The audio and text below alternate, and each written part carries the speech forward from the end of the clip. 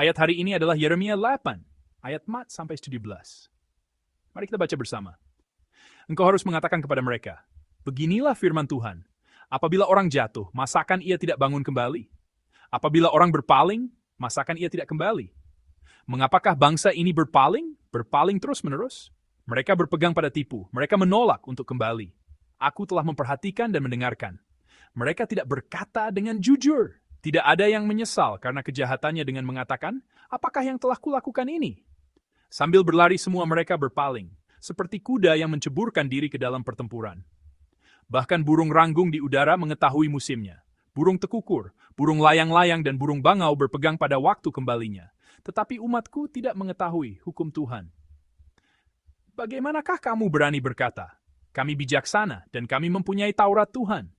Sesungguhnya, penapalsu penyurat sudah membuatnya menjadi bohong. Orang-orang bijaksana akan menjadi malu, akan terkejut dan tertangkap. Sesungguhnya, mereka telah menolak firman Tuhan. Maka kebijaksanaan apakah yang masih ada pada mereka? Sebab itu, aku akan memberikan istri-istri mereka kepada orang lain, ladang-ladang mereka kepada penjajah.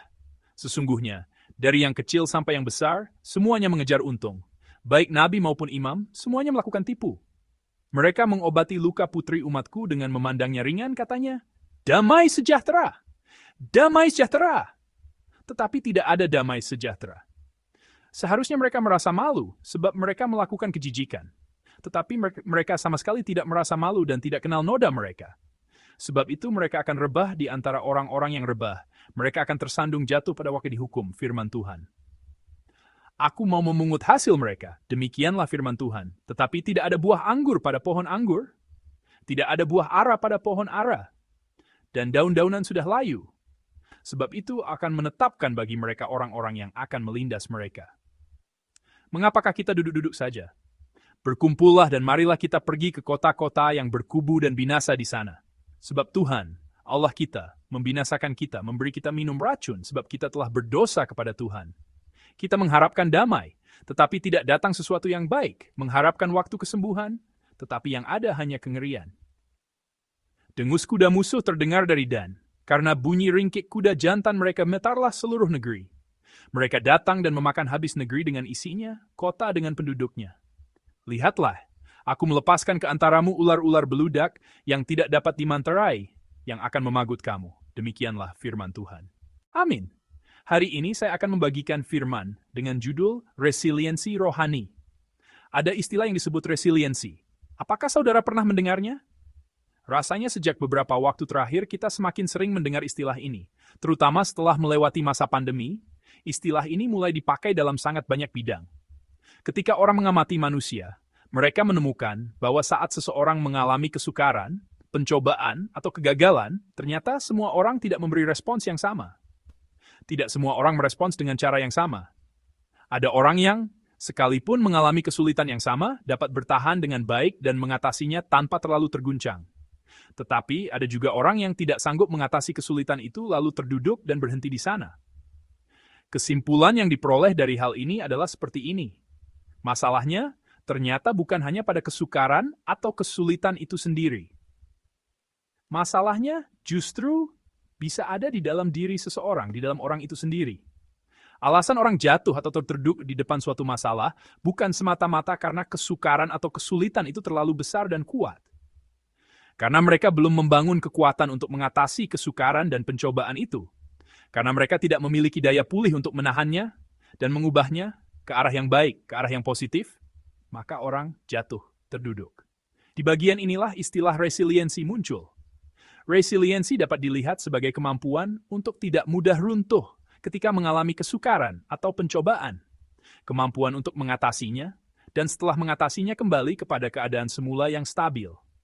Dengan kata lain, itu adalah kemampuan untuk pulih. Seperti bola karet yang dilempar keras ke lantai, lalu memantul dari lantai dan melambung lebih tinggi, kemampuan yang membuat seseorang menjadikan pencobaan dan kesukaran sebagai pijakan untuk meloncat lebih tinggi. Itulah resiliensi.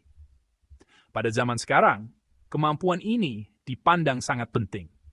Sebab, sekalipun seseorang memiliki kemampuan yang sangat besar dan baik, jika setiap kali pencobaan datang dan setiap kali kesukaran mendekat, ia hanya terduduk, ia tidak dapat memakai kemampuan yang dimilikinya dengan benar. Namun orang yang memiliki resiliensi dengan baik dapat menyesuaikan diri dalam situasi apapun. Bukan hanya sekadar menyesuaikan diri, ia bahkan memiliki kemampuan untuk mengubah keadaan buruk menjadi kesempatan. Karena itu, masyarakat hari ini lebih menyukai orang yang memiliki resiliensi seperti ini. Resiliensi ini secara besar terdiri dari 3 unsur. Yang pertama disebut kemampuan mengatur diri. Pada zaman ini, kita sering melihat banyak orang yang kekurangan kemampuan ini. Mereka dikuasai oleh emosi. Ada orang yang mudah meledak bahkan karena hal kecil. Dan ada juga yang menampakkan emosinya begitu saja, atau bahkan jauh lebih berlebihan daripada yang sebenarnya. Hal yang harus kita ketahui dengan jelas adalah bahwa melakukan hal itu tidak menyelesaikan masalah. Untuk sesaat mungkin, kita merasa lega secara emosi. Tetapi setelah lewat waktu, kita melihat bahwa masalah justru semakin besar.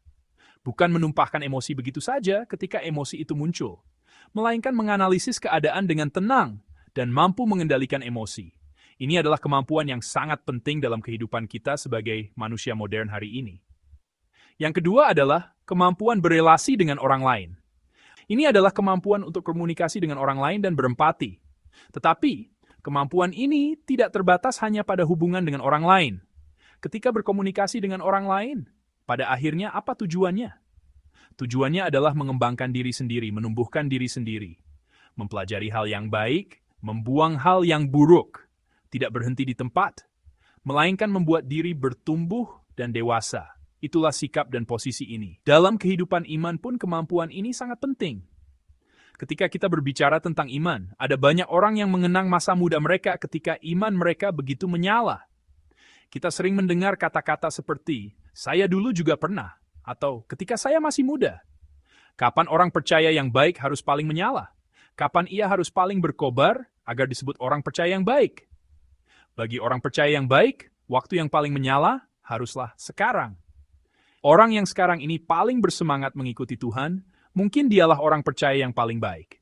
Dalam nama Tuhan, saya memberkati saudara supaya hidup dengan paling bersemangat mengikuti Tuhan, tepat pada saat ini. Yang ketiga, yang terakhir adalah sikap positif. Ketika penderitaan atau keadaan sulit datang, ada banyak orang yang hanya memandangnya secara sangat negatif. Hal ini sulit karena ini. Hal ini tidak akan berhasil karena itu. Banyak orang hanya menganalisis dan berpikir seperti itu. Tetapi, ada orang-orang yang melihat kesulitan itu dari sudut pandang yang sama sekali berbeda. Mereka berkata, melalui kesulitan ini, aku akan belajar sesuatu yang baru lagi. Karena itu, melalui kesulitan dan kesukaran ini, aku akan semakin maju menuju keberhasilan. Sebagian orang menafsirkan penderitaan dan kesukaran secara baru dan positif seperti ini. Resiliensi adalah kekuatan yang menjaga diri kita agar tidak terguncang oleh kesulitan dan penderitaan. Dan pada saat yang sama, ini adalah kekuatan batin yang melalui kesulitan itu membentuk diri kita menjadi pribadi yang lebih baik. Nas hari ini berhubungan dengan resiliensi seperti ini. Secara khusus, karena ini adalah resiliensi yang muncul di dalam Alkitab, saya ingin menyebutnya seperti judul khotbah hari ini, resiliensi rohani. Mari kita membaca bersama ayat 4 dan 5 dari Nas hari ini. Mari kita baca bersama. Engkau harus mengatakan kepada mereka, beginilah firman Tuhan, apabila orang jatuh, masakan tidak bangun kembali? Apabila orang berpaling, masakan ia tidak kembali? Mengapakah bangsa ini berpaling terus-menerus? Mereka berpegang pada tipu, mereka menolak untuk kembali. Amin. Amin. Pada ayat 4 dikatakan, apabila orang jatuh, masakan ia tidak bangun kembali? Lalu dilanjutkan, apabila orang berpaling, masakan ia tidak kembali? Di sini firman Tuhan sedang berbicara tentang resiliensi. Seharusnya bagaimana? Seharusnya begini. Kalau jatuh, harus bangun. Kalau sudah pergi menjauh, harus kembali lagi. Harus dipulihkan kepada keadaan semula. Namun di tengah bangsa Yehuda, sama sekali tidak tampak keadaan seperti ini. Ayat 5 mengatakan bahwa bangsa Yerusalem terus-menerus berpaling dari Tuhan, dan mengatakan bahwa mereka berpegang pada tipu serta menolak untuk kembali. Jika ada air surut, seharusnya ada air pasang. Tetapi cara hidup bangsa Israel selalu seperti air yang terseret turun, selalu hanya seperti air surut. Kalau jatuh, harus bangun, dan kalau pergi menjauh, harus kembali lagi. Tetapi mereka sama sekali tidak melakukannya. Mereka hanya tetap terjatuh dan berguling di tempat itu. Tetap pergi menjauh dan tinggal di sana tanpa memikirkan untuk kembali. Apa masalahnya? Resiliensi rohani ini telah hilang. Keadaan keras kepala yang jatuh tetapi tidak mau bangun, yang pergi menjauh tetapi tidak mau kembali. Keadaan bangsa Yehuda saat itu, itulah keadaan orang yang sepenuhnya kehilangan resiliensi rohani. Tanpa sadar mereka menjadi orang yang tidak kembali ke tempat yang seharusnya mereka kembali, bahkan tidak lagi mampu berpikir, aku harus kembali. Mereka telah sepenuhnya kehilangan daya pulih. Hari ini baik juga jika kita melihat diri kita. Bagaimana keadaan rohani kita? Apakah di dalam diri saya resiliensi rohani seperti ini sudah dipersiapkan dengan baik? Kadang-kadang ketika kita hidup di dalam komunitas, tidak selalu hanya ada hal-hal yang baik, tidak selalu hanya ada hal-hal yang penuh anugerah. Ada saat-saat hati kita tidak cocok. Bahkan ada saat-saat hati kita terluka. Pada saat seperti ini kita membutuhkan resiliensi rohani. Kita datang ke persekutuan, tetapi karena ada orang yang hanya membanggakan dirinya sendiri, hati kita bisa sangat tidak nyaman. Karena ada orang yang berbicara sendiri lebih dari 1 jam, hati kita juga bisa terluka. Ketika melayani, ada juga orang-orang yang bersikeras harus melakukan semuanya hanya dengan caranya sendiri. Di dalam komunitas gereja ada orang-orang dengan segala macam kecenderungan. Kebanyakan orang memiliki kepribadian yang baik dan tidak sulit, tetapi pasti ada 1 atau 2 orang, saya menyebut begini, yang bentuknya seperti memiliki sudut-sudut tajam. Pada saat seperti ini, kita harus berpikir demikian. Bukan berpikir, aduh, kenapa orang itu seperti itu? Tetapi pada saat seperti ini kita harus dapat berkata, karena itulah gereja. Mari kita coba bersama. Karena itulah gereja. Karena itulah gereja. Kita harus dapat berpikir seperti itu. Gereja memang seperti itu. Gereja berbeda dari perusahaan yang memilih orang berdasarkan kualifikasi. Gereja juga berbeda dari klub hobi tempat orang-orang dengan minat yang sama berkumpul. Gereja itu tempat seperti apa? Gereja adalah tempat orang berdosa berkumpul. Tempat orang berdosa berkumpul dan saling dirawat bersama. Tempat orang berdosa berkumpul dan saling menyembuhkan bersama. Gereja adalah tempat seperti itu. Karena itu segala macam orang. Itu normal. Gereja adalah tempat segala macam orang berkumpul, dan orang yang bersudut tajam sedikit demi sedikit menjadi lebih bulat.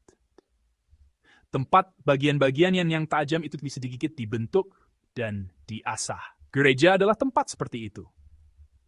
Dan pada saat yang sama, karena orang yang tajam itu, saya pun juga dibentuk. Saya pun juga semakin indah di mata Tuhan. Saya pun juga semakin berkilau di mata Tuhan. Gereja adalah tempat seperti itu. Sementara hal ini terjadi, resiliensi rohani justru terbentuk. Ada seseorang yang 9 hal darinya tidak kita sukai. Tetapi sementara kita berusaha menemukan 1 hal baik darinya. Kita mungkin berpikir kalau saya bertemu orang ini di dunia, saya akan memandangnya seperti ini, berbicara seperti ini, bahkan tidak akan mau bergaul dengannya. Tetapi di dalam gereja kita tidak melakukan hal itu. Lalu kita menyadari sesuatu. Apa yang kita sadari? Tuhan kita memperlakukan aku seperti itu. Yesus kita memandang aku seperti ini. Ketika kita berusaha dan terus berusaha menemukan 1 hal baik dalam diri seseorang yang 9 halnya tidak kita sukai, kita mulai menyadari bahwa Tuhan pun pasti memandang saya seperti ini. Di dalam diri saya tidak ada satupun hal yang baik, tetapi Tuhan tetap memandang saya dan berkata, baik, indah, tidak apa-apa. Sedikit demi sedikit kita mulai mengenal hati Tuhan yang memandang saya seperti itu. Yang melihat saya sekalipun tidak ada satupun hal yang dapat saya banggakan. Saudara-saudari, inilah komunitas, inilah gereja. Dengan cara demikian kita belajar resiliensi rohani di dalam komunitas ini. Dan sedikit demi sedikit kita memenuhi diri kita dengan resiliensi itu dengan nama kedewasaan karakter. Saudara-saudari yang terkasih, resiliensi yang dibicarakan oleh orang dunia mengatakan bahwa kita harus memiliki hati yang luas dan sikap yang positif, maka resiliensi itu akan muncul. Dengan kata lain, manusia harus mengembangkan dirinya sendiri. Tetapi Alkitab tidak berkata demikian. Ketika Alkitab berbicara tentang bagaimana hal seperti itu dapat muncul di dalam diri kita, Alkitab berkata bahwa kita dapat dipulihkan dan memperoleh resiliensi ketika kita memikirkan Allah dan memikirkan Tuhan kita. Dengan kekuatan kita sendiri, kita tidak dapat mengasihi saudara-saudari kita.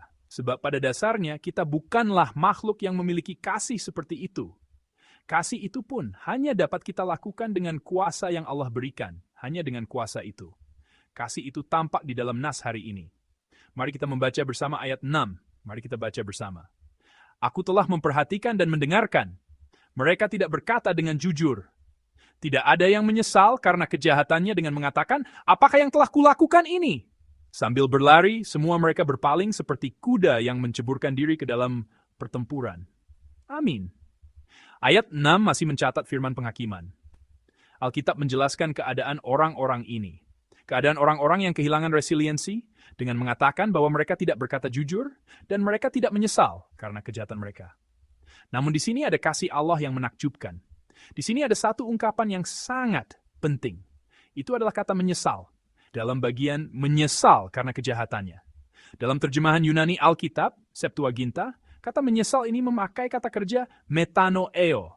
Meta berarti berbalik dan berubah. Ini memiliki makna mengubah pikiran.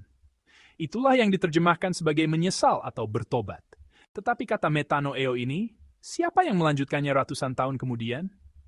Tuhan kita Yesuslah yang mengucapkan firman ini. Mari kita membaca Markus 1:15 bersama-sama. Mari kita baca bersama. Katanya waktunya telah genap, kerajaan Allah sudah dekat, bertobatlah dan percayalah kepada Injil. Amin.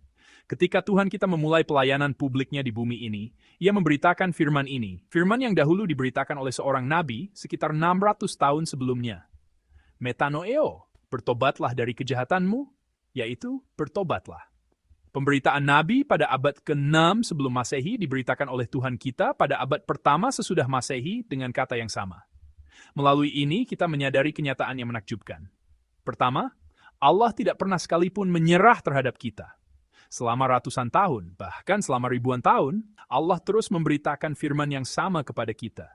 Di dalam firman yang sama itu terkandung kasih Allah yang sama. Hati yang merindukan umatnya disampaikan kepada kita melalui firman yang sama yang terus berlanjut selama ratusan tahun. Allah tidak pernah sekalipun selama ratusan bahkan ribuan tahun menyerah terhadap kita. Kedua, Allah kini telah datang mendekat. Di dalam jarak yang telah dipersempit itu, Ia berbicara. Selama ratusan tahun, Allah terus berusaha mempersempit jarak antara Dia dan kita. Dan akhirnya, dengan mengutus anaknya, Ia mempersempit jarak antara Dia dan kita sepenuhnya. Kepada orang yang harus kembali, Tuhan datang mendekat. Ia sendiri datang mencari. Dan Ia menemui umat yang harus bertobat. Metanoeo, firman yang pernah diberitakan oleh seorang nabi ini, tidak Allah lepaskan sekalipun ratusan tahun berlalu, sekalipun ribuan tahun berlalu. Kepada umat yang tidak mau mendengar, kepada umat yang menutup telinga dan membalikan diri, Allah datang sekali lagi menyampaikan metanoeo, hati Allah. Saudara-saudari yang terkasih, inilah hati Allah kita. Allah kita sama sekali tidak pernah menyerah. Ia menunggu melampaui ratusan tahun. Bagaimanapun juga, Ia ingin kita kembali kepada Tuhan. Inilah hati Allah kita. Sekarang mari kita melihat diri kita. Jangan-jangan kita hidup seperti bangsa Yehuda sambil kehilangan resiliensi rohani. Jangan-jangan kita tetap duduk tanpa dipulihkan. Jangan-jangan sejak suatu waktu keadaan rohani kita sudah terduduk, terlempar, dan dibiarkan begitu saja. Kalau jatuh, harus bangun. Kalau sudah pergi menjauh, harus kembali. Kalau sudah kehilangan, harus mencari kembali. Mari kita melihat apakah keadaan rohani kita berhenti dalam posisi terduduk tanpa pemulihan. Dan mari kita dipulihkan kembali. Kita tidak dapat pulih dengan kekuatan kita sendiri. Satu-satunya cara kita dapat pulih adalah mengenakan anugerah Allah. Allah menunggu orang yang begitu jahat dan lemah selama ratusan tahun bahkan ribuan tahun. Allah kita adalah pribadi yang demikian. Pesan yang sama. Kembalilah, sesalilah dosamu, bertobatlah telah Ia beritakan kepada kita. Ia tidak menyerah dan Ia datang mendekat kepada kita. Sekalipun Ia memberitakan berkali-kali dan kita tidak mendengar, Ia tidak menyerah dan tetap berbicara kepada kita sampai akhir. Sekalipun Ia berkata berkali-kali agar kita kembali dan kita tidak kembali, Ia tidak menyerah dan datang mendekat kepada kita. Mari kita mengingat kasih Allah yang besar dan menakjubkan ini. Dan jangan lupa bahwa saya adalah pribadi yang menerima kasih itu. Dalam nama Tuhan, saya memberkati saudara, supaya minggu ini menjadi minggu ketika saudara mengingat kasih itu dan memulihkan sepenuhnya semangat, iman, dan kasih kepada Tuhan. Sambil memikirkan firman yang diberikan kepada kita, mari kita berdoa bersama. Apakah saya adalah orang yang sudah jatuh tetapi tidak berpikir untuk bangun kembali? Apakah saya adalah orang yang sudah pergi menjauh tetapi tidak berpikir untuk kembali? Tuhan tidak menyerah terhadap kita selama ratusan tahun dan menunggu kita. Tuhan tidak menyerah terhadap kita dan datang mencari kita. Mari kita kembali merenungkan anugerah Allah itu secara mendalam. Dan mari kita berdoa. Tuhan, pulihkanlah kembali semangat kepadamu yang harus dipulihkan. Karuniakanlah sekali lagi api Roh Kudus. Mari kita maju sambil berdoa. Tuhan yang penuh kasih, kami bersyukur.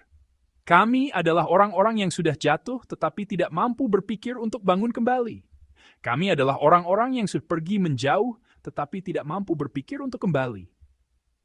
Kepada kami yang seperti itu, Tuhan tidak pernah menyerah sampai akhir. Firman yang diberitakan melalui para nabi ratusan tahun kemudian, Engkau terus beritakan kepada kami dengan mengutus anak tunggal-Mu. Dengan demikian, Engkau memberikan firman kepada mereka yang tidak mendengar. Dan Engkau datang mendekat kepada mereka yang telah pergi menjauh. Jadikanlah kami orang-orang yang mengingat kasih ini. Dan pulihkanlah hati yang telah menjadi dingin di dalam diri kami kembali dengan semangat dan iman. Terima kasih. Di dalam nama Tuhan kami Yesus Kristus, kami berdoa dengan sungguh-sungguh. Amin.